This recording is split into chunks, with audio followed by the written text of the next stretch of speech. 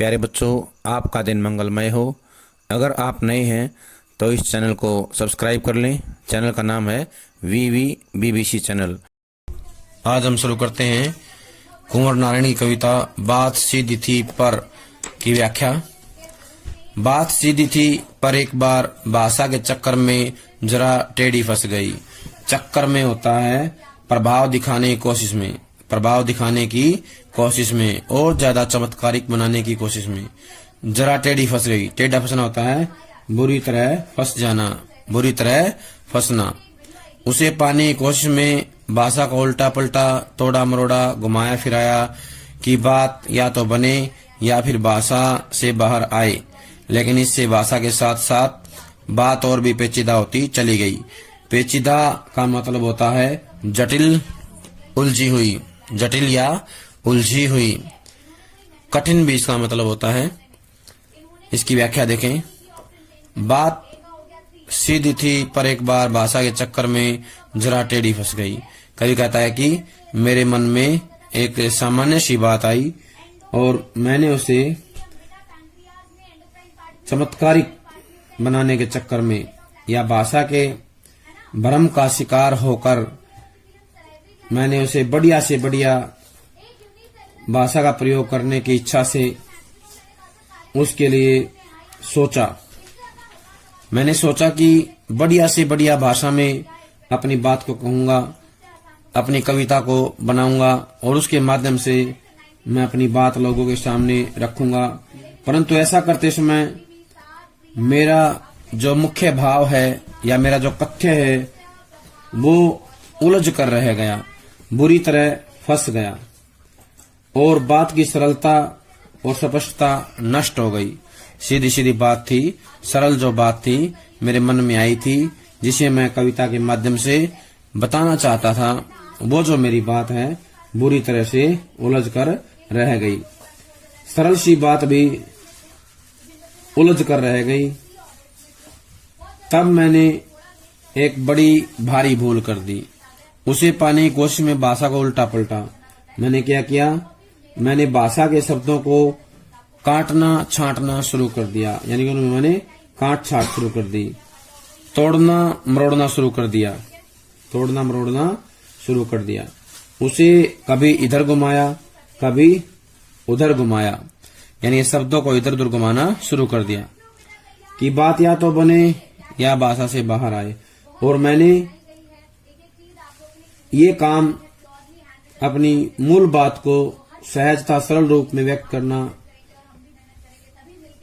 चाहता था, इसलिए किया। परंतु मेरी बात उलझ कर रह गई। मेरी बात जो है और ज्यादा उलझती चली गई। तब मैंने यह कोशिश की कि या तो मेरे मन की बात सहजता से व्यक्त हो जाए, आसानी से व्यक्त हो जाए, या मेरी बात भाषा के उलटफेर से बाहर निकल आए, आजाद होके बाहर आ जाए। परंतु दोनों काम नहीं हो सके, दोनों ही बातें जो है नहीं हो पाई। इस प्रयास में भाषा मुश्किल से और ज्यादा मुश्किल हो गई, यानी कि जटिल से और ज्यादा जटिल हो गई और मेरी मूल बात भी सरलता खो करके जटिल बन गई। कहने का आशय ये है कि कविता का कथ्य और माध्यम दोनों उलझ कर रह गए। कविता का जो कथ्य था, कविता का जो माध्यम था, वो दोनों के दोनों आपस में उलझ करके रह गई, यानी कि दोनों अपने बात को कहने में असमर्थ थे। ना तो वो कथ्य के द्वारा बात कही जा रही थी और ना ही माध्यम के द्वारा वो बात स्पष्ट हो रही थी। दोनों बातें जो है समझ से बाहर होती जा रही थी। अब जो है हम करेंगे प्रश्न, इस काव्यांश से जुड़े हुए प्रश्न। पहला प्रश्न है कवि और कविता का नाम बताइए। तो बताएंगे कवि का नाम कुंवर नारायण है, कविता का नाम बात सीधी थी पर। बात सीधी थी पर। अगला प्रश्न है भाषा के चक्कर से कवि का क्या अभिप्राय है। तो बताना है जब कवि कविता की भाषा में अलंकार, सौंदर्य, शब्द शक्तियों आदि को बलपूर्वक ठूंसने का प्रयास करता है तो भाषा में जटिलता उत्पन्न हो जाती है। परिणाम स्वरूप मूल संदेश शब्दों में उलझ कर रह जाता है। कवि कथ्य के चारों ओर भाषा का ऐसा जंजाल खड़ा कर देता है या जंजाल खड़ा हो जाता है। कवि कथ्य के चारों ओर भाषा का ऐसा जंजाल खड़ा कर देता है कि बात भी नहीं, सीधी बात भी नहीं कही जा सकती। यानी कि सीधी सादी बात भी जो है कही नहीं जाती है, लोगों की समझ से बाहर हो जाती है। कवि द्वारा भाषा को तोड़ने मरोड़ने का क्या दुष्परिणाम हुआ? कवि के द्वारा भाषा को तोड़ने मरोड़ने तथा उलटने पलटने के फलस्वरूप बात और उलझ कर रह गई और कवि का कथ्य जटिल और पेचीदा बन गया। कवि का जो कथ्य था जटिल और पेचीदा बन गया। कवि भाषा के चक्कर में क्यों फंस गया?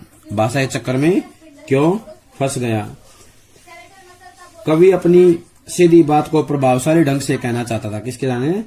प्रभावशाली ढंग से कहना चाहता था, इसलिए उसने बढ़िया से बढ़िया भाषा का प्रयोग करने का प्रयास किया, परंतु उसकी बात और ज्यादा उलझ गई। भाषा के चक्कर में और ज्यादा उलझ करके रह जाती है। इस पद्यांश का संदेश क्या है? ये जो पद्यांश है इसका संदेश क्या है? इस पद्यांश या इस पद्य द्वारा कवि यह संदेश देना चाहता है कि कवि को जानबूझकर जटिल भाषा का प्रयोग नहीं करना चाहिए और उसे ज्यादा जटिल भी नहीं बनाना चाहिए, बल्कि सीधी बात सरल शब्दों में व्यक्त करनी चाहिए।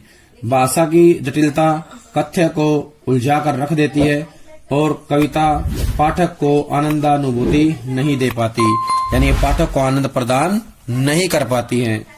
अगला प्रश्न है, कवि अपनी कविता के माध्यम से क्या बताना चाहता है? कवि क्या कहना चाहता है? तो इसका उत्तर आएगा, कवि ये बताना चाहता है कि हमें भाषा को सहूलियत के अनुसार इस्तेमाल करना चाहिए, सहूलियत के साथ इस्तेमाल करना चाहिए। अगला प्रश्न है, बात किसके चक्कर में कैसी फंस गई? तो बताना है, बात भाषा के चक्कर में जरा टेढ़ी फंस गई। बात भाषा के चक्कर में टेढ़ी फंस गई। यहाँ कवि किसको पाने की कोशिश करता है? तो बताना है, यहाँ कवि टेढ़ी फंसी हुई बात को पुनः पाने की कोशिश करता है। टेढ़ी फंसी हुई बात को पुनः पाने की कोशिश करता है। बात को प्राप्त करने के लिए कवि को क्या करना पड़ा? तो बताना है, बात को प्राप्त करने के लिए कवि ने भाषा को उल्टा पलटा, उसे तोड़ा मरोड़ा तथा अनेक तरह से घुमाया फिराया। अनेक तरह से घुमाया फिरा, भाषा को उल्टा पलटा, तोड़ा मरोड़ा और अनेक प्रकार से घुमाया फिराया, ये उन्होंने प्रयास किए। बात बाहर निकलने की अपेक्षा कैसी हो गई? बात बाहर निकलने की अपेक्षा और अधिक पेचीदा हो गई, जटिल से जटिलतर हो गई। क्या हो गई?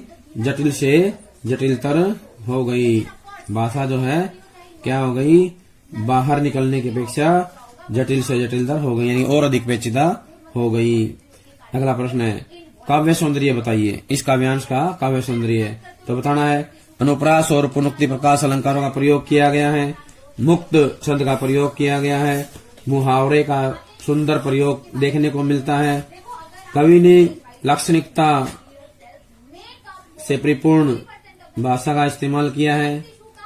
कवि का मानना है कि जब कोई रचनाकार अपनी बात को चमत्कारपूर्ण शब्दावली में या शब्दावली के माध्यम से व्यक्त करना चाहता है तो उसकी बात स्पष्ट होने के स्थान पर और अधिक उलझी हुई हो जाती है, यानी और ज्यादा उलझती चली जाती है। अब हम करेंगे अगला काव्यांश।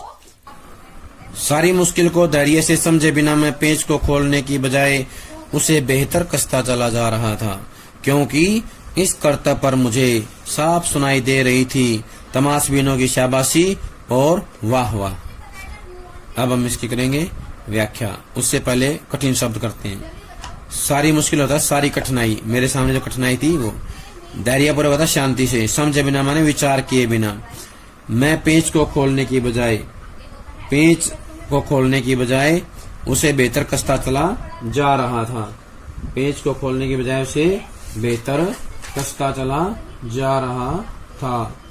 पेच होता है ऐसा कील जिसके बाहर भाग में पेच लगे होते हैं, चूड़ियां बनी होती हैं। पेच एक ऐसा ऐसी कील होती है जिसके चारों तरफ चूड़ियां बनी होती हैं, वो होती है पेच। घुमाव या चक्कर, उलझन, वो होता है पेच। खोलने के मतलब खोलना।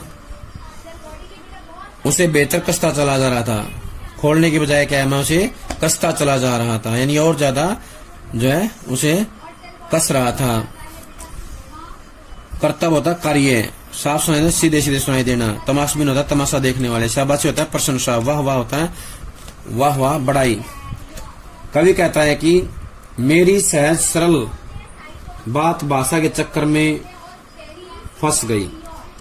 मेरी जो सरल बात थी, सीधी बात थी, सहज बात थी, वो क्या थी, भाषा के चक्कर में फंस गई थी। मैं सारी कठिनाई पर धैर्यपूर्वक विचार किए बिना, धैर्यपूर्वक सोचे बिना, मैं समस्या के कारण को जाने बिना उसे और जटिल बनाता चला जा रहा था, और जटिल बनाता चला जा रहा था। कहने का आशय है कि मैंने अपनी सरल सहज साधारण सी बात को भाषा के चक्कर में उलझा तो दिया ही था, इसके साथ साथ मैंने इस कठिनाई को धैर्यपूर्वक समझा नहीं, उस पर विचार नहीं किया, बल्कि मैं समस्या के कारण को समझे बिना उसे और ज्यादा जटिल जो है बना देता हूं। जिस प्रकार कोई भी कारीगर पेच को खोलने की बजाय उसे बुरी तरह से कसता चला जाता है, उसी प्रकार मैं भी भाषा के साथ जबरदस्ती करने लगा और ज्यादा जो है बलपूर्वक प्रयोग करने लगा। मेरी इस बेवकूफी से क्या हुआ, मैंने उस बात को और ज्यादा उलझा दिया। क्यों? क्योंकि मुझे अपने इस काम पर, कर्तव्य होता काम, साफ साफ सुनाई दे रही थी तमाशबीनों की शाबाशी और वाह वाह। क्योंकि मुझे अपने इस काम पर सीधे सीधे सुनाई दे रही थी तमाशा देखने वालों की शाबाशी, यानी कि प्रशंसा, तमाशा देखने वालों द्वारा की जाने वाली प्रशंसा और वाहवाही, उनके द्वारा की जाने वाली वाहवाही और प्रशंसा जो है मुझे सुनाई दे रही थी। इसका दुष्परिणाम ये हुआ कि कविता के भाव और भाषा दोनों जटिल बनते चले जा रहे थे। भाव और भाषा दोनों जटिल बनते जा रहे थे और कविता कथ्य उलझ कर रह गया था। कविता का जो कथ्य है वो उलझ कर रह गया था। कहने का आशय यह है कि मैंने अपनी बात के साथ इतने प्रयोग किए कि मेरी जो सामान्य सी बात थी, सरल सहज बात थी, और ज्यादा कठिन से कठिनतर होती चली गई। और मैंने ये सब काम इसलिए किया, बेवकूफी भरा काम इसलिए किया, क्योंकि मुझे इस पर जो है प्रशंसा सुनाई दे रही थी और लोगों द्वारा दी जाने वाली वाहवाही जो है सुनाई दे रही थी, जिसके चक्कर में पड़कर या जिससे प्रेरित होकर के मैंने अपनी कविता की भाषा और उसके भावों को उलझा दिया और अधिक जटिल बना दिया। कविता का जो कथ्य है वो उलझ कर रह गया। अब हम करेंगे इससे जुड़े हुए प्रश्न। पेच खोलने का क्या अर्थ है? पेच खोलने का क्या अर्थ है तो बताएंगे। यहाँ पेच खोलने से अभिप्राय है अभिव्यक्ति की जटिलता को और अधिक बढ़ाना। अभिव्यक्ति की जटिलता को और अधिक बढ़ाना। कवि अपना धैर्य खो चुका था, इस कारण वह समस्या को समझे बिना जटिल से जटिलतर भाषा प्रयोग करता चला जाता है। जटिल से जटिलतर भाषा का प्रयोग करते चला जाता है, यानी कि अपनी भाषा को और ज्यादा मुश्किल बना देता है। कवि सारी मुश्किल को धैर्य से समझे बिना पेच को खोलने के बजाय कसता क्यों चला जाता है तो बताना है। कवि अपने कथ्य को अत्यधिक प्रभावशाली बनाना चाहता था। कवि अपने कथ्य को अत्यधिक प्रभावशाली बनाना चाहता था, इसलिए वह धैर्यपूर्वक समस्या को नहीं समझ पाया और कविता के अभिव्यक्ति पक्ष को जटिल बनाता चला जाता है। कविता के अभिव्यक्ति पक्ष को जटिल बनाता चला जाता है। तमाशबीन वाह वाह क्यों कर रहे थे, तो बताना है तमाशबीन कवि की प्रशंसा करके उसका उत्साह बढ़ा रहे थे। क्या कर रहे थे? उसका उत्साह बढ़ा रहे थे। वे अभिव्यक्ति के सौंदर्य को जानते नहीं थे, वे तो केवल कवि की जटिल भाषा से प्रभावित होकर कवि की पीठ थपथपा रहे थे। कवि की पीठ थपथपा रहे थे। अगला प्रश्न है, कवि के कार्य को कर्तव्य क्यों कहा गया है? कवि के कार्य को कर्तव्य क्यों कहा गया है, तो बताना है कवि ने सोचे समझे बिना अपनी बात को उलझाने तथा जटिल बनाने का प्रयास किया। क्या किया? अपनी बात को उलझाने और जटिल बनाने का प्रयास किया। इसलिए कवि के कार्य को कर्तव्य कहा गया है। क्या कहा गया है? कर्तव्य कहा गया है। अगला प्रश्न है, इस पद्यांश का मुख्य भाव क्या है, तो बताना है इस पद्यांश के द्वारा कवि ये कहना चाहता है कि कवि को धैर्यपूर्वक सरल अभिव्यक्ति का ही प्रयोग करना चाहिए। सरल अभिव्यक्ति का ही प्रयोग करना चाहिए। सरल भाषा में कही गई बात श्रोता की समझ में शीघ्र आ जाती है और वह कवि की अभिव्यंजना शिल्प से प्रभावित भी होता है। कवि की अभिव्यंजना शिल्प शक्ति से भी प्रभावित होता है, परंतु जो कवि सोचे समझे बिना बात को उलझाकर जटिल बना देते हैं, उनकी कविता वांछित प्रभाव नहीं कर पाती। उनकी जो कविता है वांछित प्रभाव नहीं कर पाती है। इसलिए कवि कहता है कि हमें सरल भाषा का प्रयोग करना चाहिए। एक और प्रश्न है, कवि के कर्तव्य में आखिरकार क्या हुआ? कवि के कर्तव्य में आखिरकार क्या हुआ, तो बताना है कवि का जो कर्तव्य था उसका प्रभाव ये हुआ कि भाषा और जटिल बन गई। क्या हुआ? भाषा जो है और ज्यादा जटिल बन गई और जो उसका प्रभाव है वो धीरे धीरे समाप्त हो गया।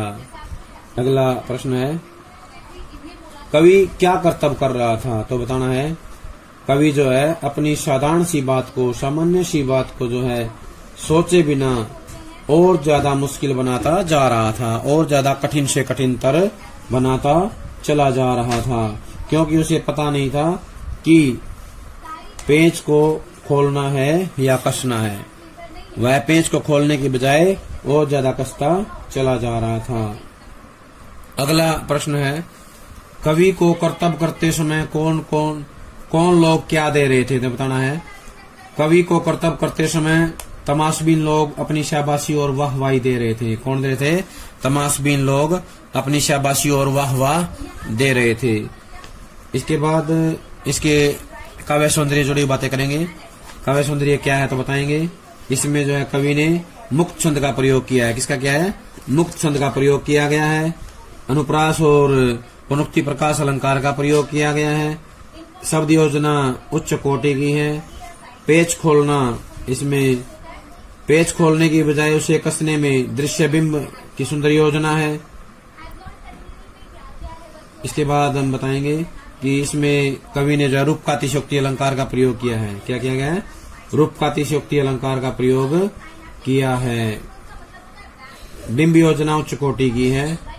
प्यारे बच्चों, ये था हमारा बात सीधी थी पर कविता का काव्यांश। इसको सभी याद कर लेंगे। अगला काव्यांश जब तक आता है तब तक पक्का याद कर लें। सभी का बहुत बहुत धन्यवाद।